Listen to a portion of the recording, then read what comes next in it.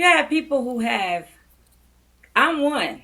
I promise you, I'm one. Before I even say what I'm going to say, I'm that parent where I have a bad taste in my mouth from my experiences with teachers. Like a bad taste where I'm like, I don't trust you. You sound like you're not telling the truth. This child can't be that bad. Whatever. Hello, thank you so much for joining the Falling for Learning podcast. I am TD Flinaw, a National Board Certified Educator and parent who is on a mission to ensure that parents have the strategies, resources, and skills needed to make sure that they know how to get their kids on track for learning and to stay on track for success. Our guest is Ronnette Branham, and she is a veteran educator as well. And she is going to talk to you about more strategies and her experience. Welcome, Ronnette. Thank you. I appreciate the invite.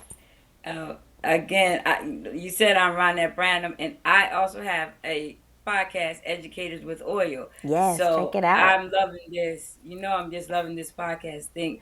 Educators putting out energy and strategies and offering advice to parents and teachers alike. I love it. So thank you for Yes. having me. Thank you so much. Yes, please check out her podcast, Educators with Oils. With oil, sorry, and I was on the podcast as a guest a couple of weeks ago, so it'll be great for you to check her out. Um, so I really want us to start off with talking about what your experience is in education, and you've had different roles in education throughout your career. So please tell us about your experience. Right. I mean, if we go to all of my roles, I started out actually tutoring people. I don't know if it was the first. I want to say the first person I ever tutored was my friend's mom. She was getting Okay. a GED, and I was helping her, and she was like, You're a strong teacher. You're a stern teacher." But she was learning. She was getting it. So it was just that was so much fun to me, and Mm-hmm. I just liked watching her learn. That math that she hadn't had since she was a kid, and all that. And then I was a substitute for some time. Um, then I became a teacher assistant. Then finally teaching preschool for over 10 years. So I started my career not in education. Actually, I Okay. started working in corporate, and then I switched over to teaching. And then after that, I was a computer teacher, and then a tutor. So I was a tutor with my own business tutoring. And Okay. that was awesome. Only thing the hours were long because you tutor after school. Yes, yes, So yes. you're working 8 to 8, 8 to 9 because you're Mm. working as a teacher and then after school. That was pretty tough. So I had to cut my hours off the weekends. That was too much because I was So, working 7 days a week. cause So you had now like I'm a a second. W. So hold on, you had like a W-2 job, like a regular job, and you had your business, correct? Is that what you're Yes, I saying? was a Okay. teacher and doing that because I was tutoring everybody. I was tutoring everybody's kid. In that family, I tutored like 4 or 5 people, like nieces and nephews and cousins. Okay. And then I had other people. So then my boss said, "Why are you not charging people? That doesn't make sense." Oh, So you weren't even charging. no. And then so she was like, people will pay. And then people were paying. So it became my real business. And so Mm-hmm. this was too much because once you charge people, you have to commit for real. Yes, Like yes, yes. these hours, 3 days a week, that kind of Mm-hmm. stuff. So it was too much. But now I'm teaching second grade. I taught general ed, second grade, for Mm-hmm. 4 years. Uh, Last year sheltered second grade, meaning bilingual, Okay. who don't have a bilingual teacher, Mm-hmm. certified teacher. Mm-hmm. So you know how we do, we make Yes. ways. Now I've changed schools and I'm teaching second grade shelter, but it's not that, it's dual language. Oh. Every week, every day I switch. my students with another teacher who teaches only in Spanish and I teach only in English. Okay. That Those dual is, language programs are something, again, our audience may not know about or may need some encouragement to check it out because they have those dual language programs. Your children can graduate from high school. You know, they start in elementary or elementary programs are the best. You know, they have the longer exposure to the language, both languages. And so, yeah, check that out in your area. If you know, dual language programs, so they could graduate bilingual and also biliterate, right? They could read and write, listen and speak, yes, and all of that in two different languages. So, yeah, check it out if you don't know about it or if you're interested in something like that, or you might be. But you know, we have a global economy. So, a lot of times you do need to know another language, or it at least will give you an advantage. And that's what this podcast is all about, giving our parents an advantage in the kids that they are raising. So, that's yeah. cool. So, Okay, yeah. altogether, your educational experience, including tutoring and everything, about how many years? About 20 years, Okay. more than 20, but Okay. officially about 20 years. Yes. Okay. All Uh-huh. right. Cool. And so to think about yourself as you were in your educational journey, what's something that really hooked you into learning and got you really loving learning and being serious about your education? Know that it was any one thing. I always like to be, sounds vain, the smartest person around. Like Okay. I used to pride myself in knowing everything. You know, people always said I thought I knew everything. No, I don't. But what I know, I know. That's how my brain used to work. I know what I know. Even if I was wrong, I knew it. You know, so that's who I wanted to be, that person who knew. So I read. But I've been reading since I was 4 or 5. My Okay. mom used to have those encyclopedia, World Book encyclopedias all Yes. the way through. So Yes. I read every single page of all of those books as a kid. So Okay. I think that's it. I don't know. Okay, you really like reading and you really had that. You wanted to be really smart. I think we have that in common. Yeah.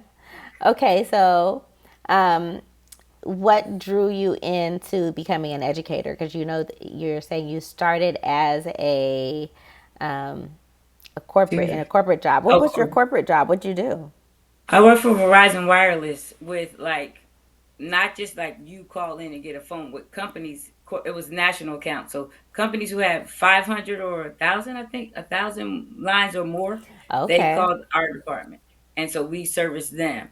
And I prior to that, I moved to Georgia, and education was my major, but I didn't have a car. I was in the country, and you Mm. needed a car to do that. Um, to do the program. So I ended up changing my major to business. And Okay.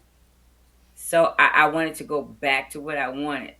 So it just came full circle. This is what I really want to do all along. Okay. So Okay. yeah. All right.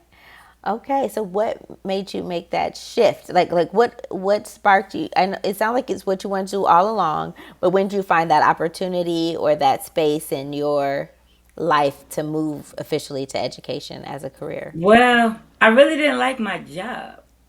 I Okay. didn't like it. I didn't feel fulfilled. I didn't feel like I was making a difference. I understood, there were like, just say a corporate company like GE and doc hospitals and things. They needed cell phones. Like Yeah. I understand that, but I didn't feel. I think I wanted to be that technical person who helped the end user. Not. I just didn't feel fulfilled. And so what I thought I wanted was to actually teach. And I just needed to figure out how to do it. And it was kind of difficult. I was living in Georgia. I was living outside of Atlanta. And as I tried to navigate to get Mhm. my teaching certificate, I didn't understand how to do it. They say get a job, then you get your certificate. Didn't make sense to me. In New Jersey, they helped you. They help you with it all. Like you don't have to try to figure it out. So I came back home, and it was easy. The process was easy. So Okay. All right, It was cool. good. Mhm. All right, so to give our parents that are our listeners some advice about what's some good advice. What do you want to really focus in on that will help parents with their kids as they navigate their educational journeys? Well, something that I always told my parents from preschool all those years, because the students were leaving preschool, which was like an isolated place, only Mm-hmm. us there, Mm-hmm. to go into the public school, the major public school, you know, the bigger school. I told them, you stay in contact with that teacher. Get in that teacher's face. Let the teacher see you. I promise you, your child have academic success if the teacher understands you, teacher knows you, and you make that connection. So that has Mm-hmm. always been my always for small people with small children. Okay. Let that teacher know you, because not me. I'm going to treat every child the same, Mm-hmm. but some teachers thrive off that. They move off of that. So that's something you need to show, that you are interested in your child's education. Let the teacher see it. So that is where I am as Okay. far as parents. Okay. So what if I'm really busy and I can't like make it to the teacher conferences and stuff like that because of my job as a parent? What kind of advice would you give to me if I can't make it to that open house or that back to school night or whatever events they have at the school? Well, we have electronic devices. Like every we have, like, I use right now, my school, my district, they are big on Class Dojo. Okay. So whatever kind of communication avenue that teacher says, try to get in on it.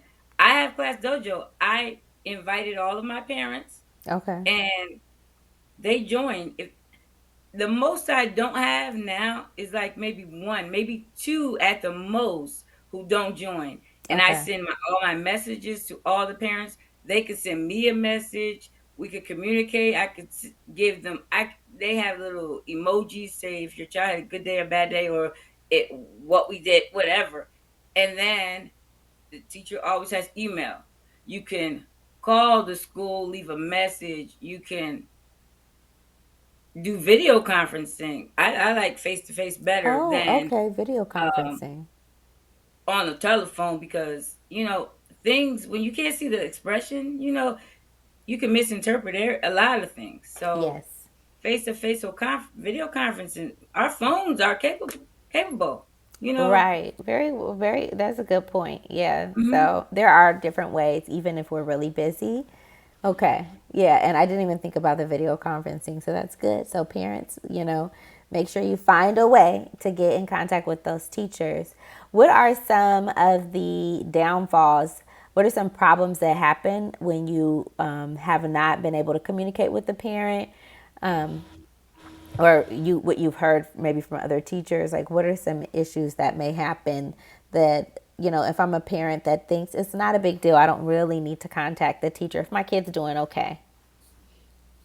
Well, how do you know if your child is actually doing okay? You really want your child to have that academic success, but not only just academics. We need emotional, social, all of that learning goes all together. And so you really don't know how your child may be getting straight A's and may have behavior issues, or maybe isolated in school. You don't know. Your child comes home and they say they're okay. You don't really know unless you have some eyes in the school.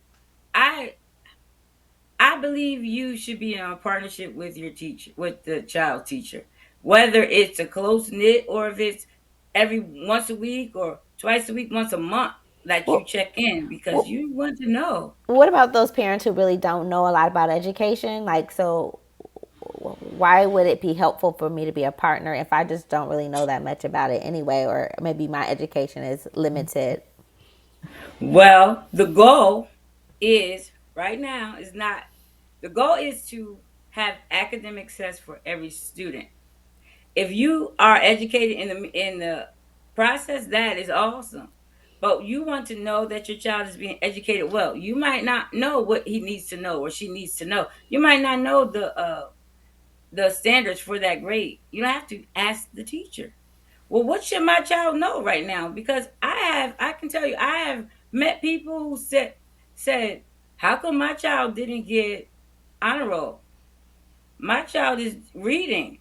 My child is writing. She's doing summaries of the story, all that kind of stuff that Mm-hmm. you think is great because you're a parent. You know, my child asked my child anything, but that doesn't mean they're meeting the standards. You know, you Okay. don't know. Ask the teacher. Parents ask me, well, what? Why they didn't get this honor roll? I'm like, well, they can read, but they read on the first grade level. You know, Mm. they can't get an honor roll unless they're meeting the second grade standards. How does that? What do you want me to do? Pretend? Have your child thinking? Then they get the third grade. Teacher's upset. Like, what did you do with her? Why does she think she was so great? And on an honor roll, she's here and she can't read. She can't write a paragraph. Mm-hmm. No, you need to communicate with the teacher and ask questions. You might not know all, but the more you talk, the more the teacher will talk. You know. Okay. No. Okay. And what are some of those barriers? Like, what are some reasons that parents may not know? Like, we did talk about like a parent that may just feel like they're inadequate, like they don't know that much, Mhm. so let the teacher handle it. What other barriers have you had when you're trying to communicate with parents about their Oh, children's? yes. Well, you have people who have. I'm one. I promise you, I'm one. Before I even say what I'm going to say, I'm that parent where I have a bad taste in my mouth from my experiences with teachers. Like a bad taste where I'm like, I don't trust you. You sound like you're not telling the truth. You know, this child can't be that bad. You do whatever. Like, Okay, wait a minute. So, what are some things that happened to you? So, you're saying these people oh, have a bad taste in them, they've had a bad experience. What's something that happened to you that makes you really distrust teachers? to me, from not having honest, I promise you. And I just went to my granddaughter's back to school night. We have an HIB official. I don't know what you call her. She's the person. What's HIB, HIV? harassment, intimidation, and bullying. Okay. Right? She's Okay. that person who writes people up or takes in the complaints. She talked to the parents tonight. Now I already know I have history with her because she's not an honest person. And she's Okay. in that position, which is horrible to Okay. me because this is Okay. my I some things I believe you shouldn't have the job if you are not if you're not capable of handling it. So Mhm. she's telling the parents you can uh you can submit a complaint to and I'll get it. And if you want to be anonymous and you don't want us to say your name, you could say a teacher saw it or other people saw it. What are you saying? What I wanted to yell out, but my daughter is running for the board of education in our town. Oh, okay, okay. I didn't What want to town is make it that? bad. Yeah, Oh, never mind. Go ahead. yeah. She's running for the board of education right now. Okay. Okay. November 7th is the date. I'm sitting with Cool. her. My her the principal is new to the school this school year, but been a principal in the town, and Yes. she's friends with my daughter. She Okay. told my daughter to tell me to relax until after that date, and then all these people here. I didn't want to, but she's saying this to an auditorium full of parents. They didn't get it. They're getting it like somebody's bullying my child. This is what I'm going to say, and then no, that's a bad taste in my mouth. That you're not honest and you're in this position. Yes. So And you're that telling kind of them not to be or honest. yeah, or people not being honest. Yeah. I can't take that. I can't. I Did you feel have so. any as a kid, or did you have like bad experiences with teachers when you were a child or something like that too? Well, mine was a little different. It wasn't like it was all subtle things. Like it Oh, okay. wasn't. It was subtle. I grew up in North Brunswick in New Jersey, where the whole town was white. It was back in the 70s. So the whole town was white, and maybe we had maybe six black students in our school, Mhm. and nothing else, just white and about six. I remember when an Indian boy came, and so I there was things that they could have helped me with, to, because I was smart as heck. Like as a kid, I never knew it. I knew it, but I didn't know it. I wasn't that wasn't promoted. Just like ignore her. I wasn't that. It wasn't. I can run. When um, I ran with the boys because the girls were slow. Like that Yeah. was that. That comes with our builds. Yeah. I didn't know that, but nobody nurtured anything in me. They just left me. So I have that too. I have to be fight. Maybe that's why I'm a teacher. I don't know because I Yeah. know You I have to need it. stand up for yourself. Hello, parents and caregivers. Join us every Wednesday for our Well Educated Wednesdays on Instagram Live from 5:30 to 6 o'clock. We will be getting your questions answered about how to get kids on track for learning and to stay on track for success. It's free and you can ask any question that you would like. We're here to serve you and to make sure that you have the tools and strategies needed to make sure your kids are a success. And you can make sure that next generation is on a path to greatness. You grew up having to really stand up for yourself, and your excellence and your talents weren't really promoted the way that Yeah. they could have been, or you as a teacher right now do when you see certain gifts in students. And Yeah, so, absolutely. So I recognize it. Like I do. I had students one little girl, she didn't even speak English, very very little limited English. She was an artist. She drew me pictures all the time.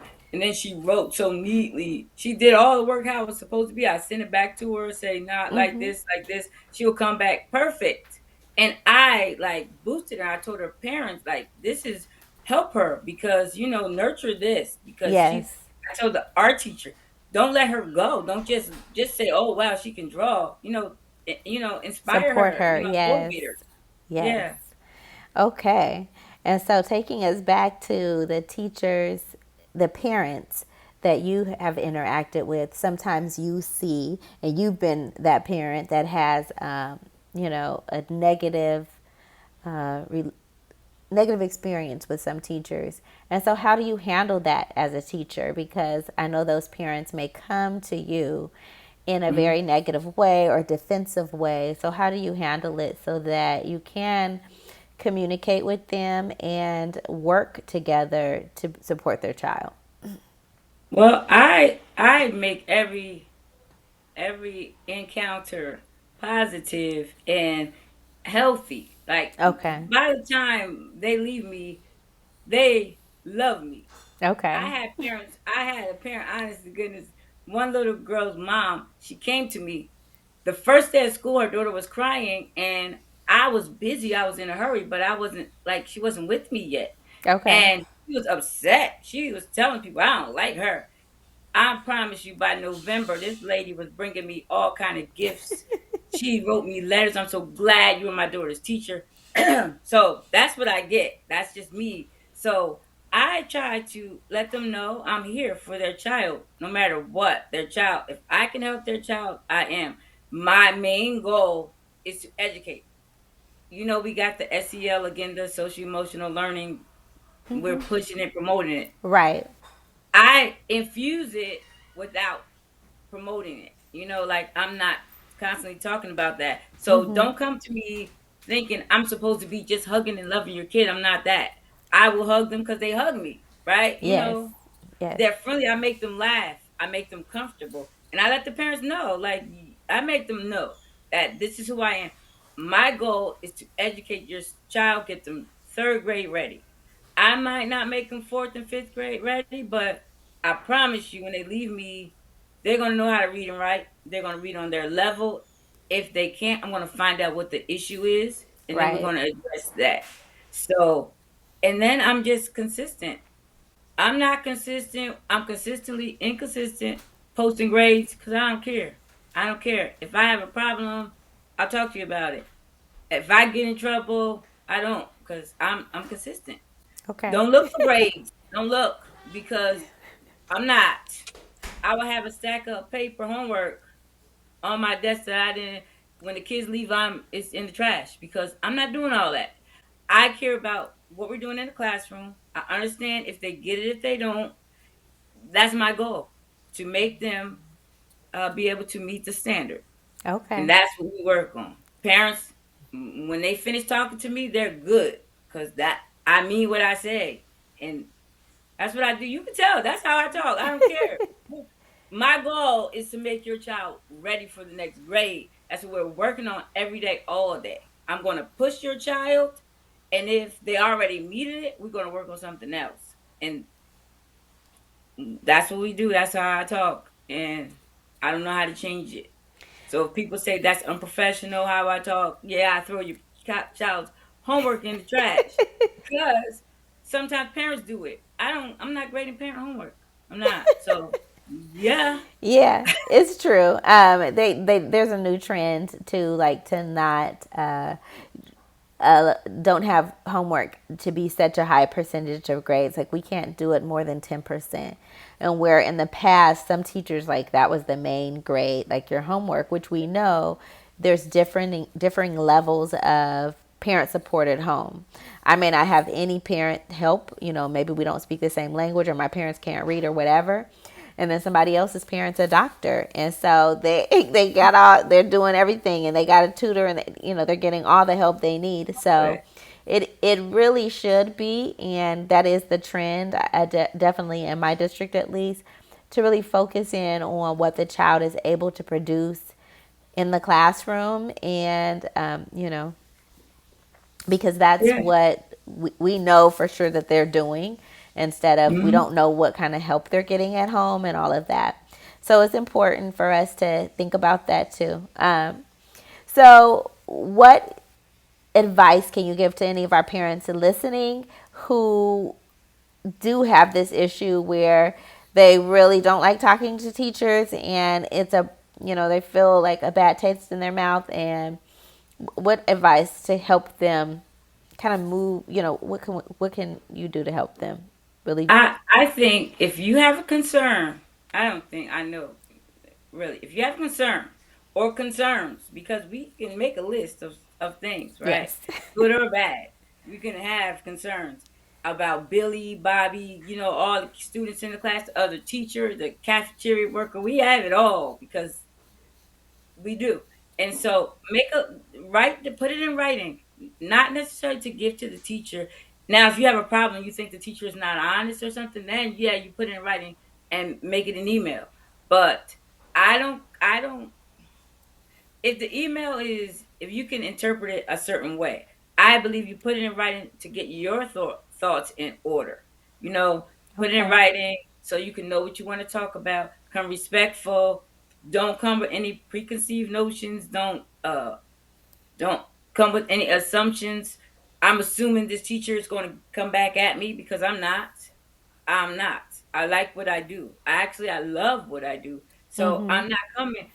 That's your child, right? You know your child and be honest with what you're coming with. Don't come, your child fights everybody from the school bus to home, and you come to school and say somebody hit your child. Be honest. Be honest.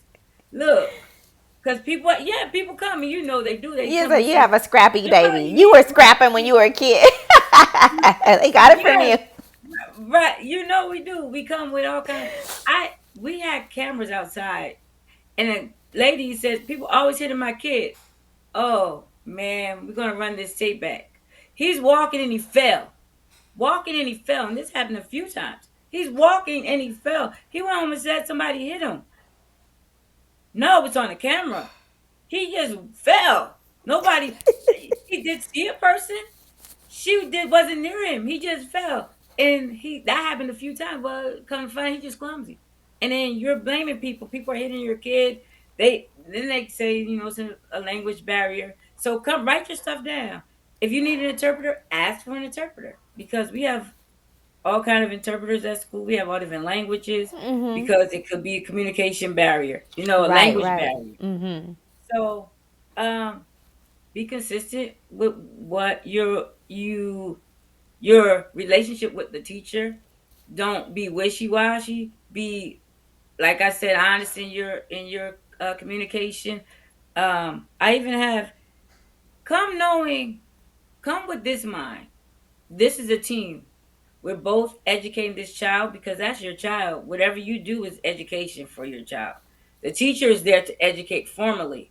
You are the most important educator. Come, this is a team. This is teamwork. Let's see what we can do practically. What can we actually do? You say read an hour a day, 20 minutes a day. My child can't read. My child can't read 5 minutes, and you talk about 20 minutes. Let's come to a mutual agreement. Can this work? If it can't work, come back to me. Say that didn't work for my child. Be that, and then you can do it. I promise you, if you're that, your child's going to have academic success if you collaborate with the teacher. Say, what can I do at home? What can I do? What will you do?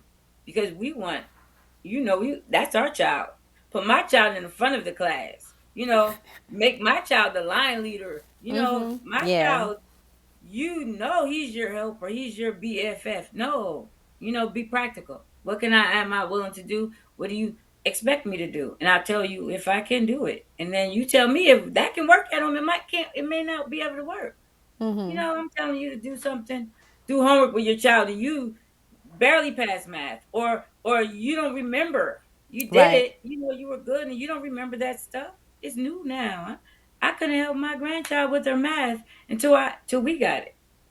I couldn't help her. She was in the second grade. I couldn't help her. Like, I don't know. How do you get this? How do you know how to, what? We start teaching it that way. Yeah, so Oh, because the new methods that they taught. the I know new, what you're talking yes, about. Yeah. The methods are everything is slightly new. different. Yes. Man, we do that. What is it called? I can't think. It's like like the whole and the parts. But we used to do it like 2 plus 2 is 4. They had some kind of, I don't know what it's called anymore because we do it something different now. It's like the 4 is up here and it's branched off the 2 and the 2. But it would be like my daughter had a 10 and an 8 and a 2. Well, how do you know what to put here?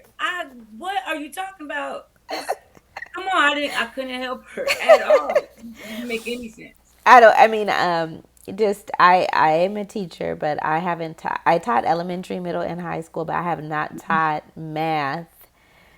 Well, probably 2005 or something like that. I don't teach Oh, math. Yeah, wow. so I haven't taught math in a long time. So I And just know it's the old different. way. Yeah, I've heard about the new different methods, but I don't know Yeah. more than that. But of course, it's still you get the right answer, but I guess they're really trying to focus on the concepts.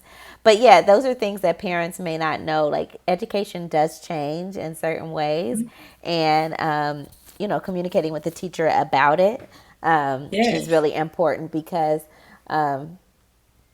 for us, we have equitable grading and instruction at the middle school and high school level, where the student might get a low grade the first time, but they can resubmit.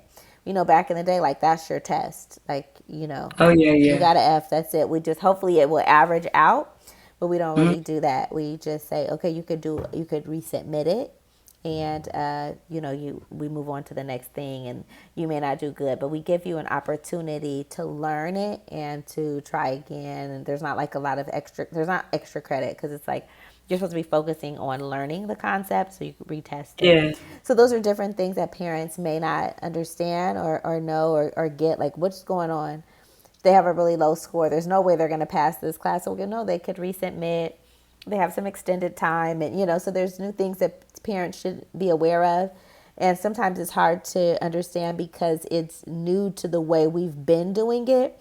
So they're Yeah. like, what are you talking about? Like, it's like, well, let me explain it to you. So because the kid might explain it in a way it's like, this doesn't make any sense, or I don't even know if it's true. And Yeah. yeah, so you really brought some good gems, Ronnette, about what parents should do. And you know really, like what happens, like, so what are some things that, like, if the parent is feeling a certain way, like like what kind of turnaround stories have you had, like when parents were like really defensive or upset, and then how'd you turn that around, and how did the relationship change? Well, for me, like I said, my honesty is, it could be good or bad, detrimental or awesome. It could really help somebody excel, or you're like, I had an evaluation one time, and my boss was like, she's honest to her own detriment. Like, if she did it, she's gonna say she did it. She's not gonna lie about it. That's my supervisor writing about me. And is that good or bad? I don't know, but that's who I am. I don't know how to fix that if that's something that needs to be fixed. I have a problem when people are not honest. So that is, Right. so my parents, they take my authenticity at face value. By the time they get finished talking to me, whatever they thought, whatever their preconceived notions about me were, they change it. And because I'm honest and I'm telling them, we can help your child. That's my goal. I don't care if you like me or you don't like me. I want to push your child. If I think your child can do more, I'm going to push your child. Yeah. You can think it's hard. You can think it's soft. You can think she's mean for doing that, but I'm not. I have a job to do, and I respect any teacher who wants. Now, I'm not hard, like mean or anything, because the kids like me. They like, I'm laughing. I tell a story and they're cracking up. Like, that's just how I am. Yeah. But parents turn around because they see that I'm genuine, Okay. and they see that I'm really helping their child, and I'm not after their child. I'm not after your child. I don't Right. even know your kid like that. Right. You know, I don't know him, and I'm Right. gonna be after him. So no. So they believe me. I'm Yeah. believable. Yeah. Okay. All right. Well, any last kind of gems or advice you want to give for parents as they are thinking about connecting with those teachers from year to year? Yeah, I What have can you say? just three things. When you talk to the teacher, you want that conversation to be productive. You want to come out with something, some kind of something productive. You don't want it to be like, we didn't accomplish anything. We just spewed things out. You want it to be productive. Come out with a strategy of some sort, and you want it to be positive. At least if it didn't start off positive, you want it to end positive. You want to say, okay, this is what we're gonna do. Meet back with me next month. See how did it work. The Okay. next thing, let it be child centered. Don't come at me. I'm not coming at you. You're a different parent than I am. Right. You might not like how I parented my child or my grandkids. I might love how you did it or not like how you did it. I'm not coming for you. You might not like how I talk to the kids. I talk to the kids like they're people. I'm saying, who does that? Why are you doing that? That's how I talk to the kids. If they don't like it, I'm not discriminating. I'm not talking to this one like that and this one. Now, if your kid is a little timid, I will talk a little softer to them. I'm like, one time I made a little girl cry, but I didn't mean to, and it broke my heart. She started crying. So now I'm like, I would talk to a kid like this. Then I talk to the little girl. I'm like, oh, I forgot her name. I just remember, but okay, can you stand over here, please? Like that kind of. Even though I say please to everybody, but it's different. That softer, like Yeah. I put it Yeah. down first. So, just make it child centered towards your child and your child's academic success. I'm not here to make them popular. I'm not here to make them the greatest person in football or gym class or something. But I'm here to teach them, and that's what I'm going to do. So let's talk about your child. Don't come from me because Okay. it's not going to be productive. Yes. It's Make not. it productive. All right. Yes. And where can people find you, Ronnette? Okay. So you can find me on YouTube, LinkedIn, Instagram, Facebook, TikTok. How about that? All that stuff. If I'm gonna be consistent, I've been trying. Educators with oil, or educators with oil at gmail.com, and educators with an S, EDUCATORSWITHOIL